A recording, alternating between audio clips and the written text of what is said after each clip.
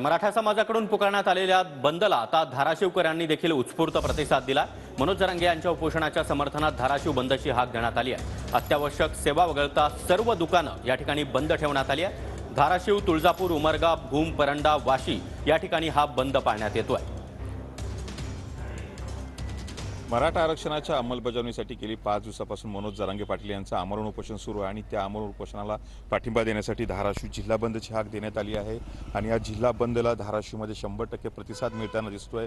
सकाळपासून अत्यावश्यक सेवा वगळता सर्व दुकाने, व्यापारी प्रतिष्ठापने जे आहेत ते इथे बंद करण्यात आलेली आहे। तरुणांची दुपारी रॅली निघेल आणि मराठा आरक्षणाची अंमलबजावणी तात्काळ करा या मागणीसाठी तरुण जे आहेत आता रस्त्यावर उतरणार आहेत आणि त्याचबरोबर त्याला पाठिंबा म्हणून इथल्या व्यापाऱ्यांनी इथली दुकानं जी आहेत ती सर्व बंद करण्यात आलेली आहे। गेल्या 5 दिवसापासून जरांगे पाटील यांचं आमरण उपोषण सुरू आहे आणि त्याला पाठिंबा देण्यासाठी धाराशिव जिल्ह्यातील अनेक गावांमध्ये काही तरुणांनी आमरण उपोषण सुरू केलं आहे। त्यामुळे राज्य सरकारने तात्काळ निर्णय घ्यावा अशी मागणी या तरुणांनी केली आहे।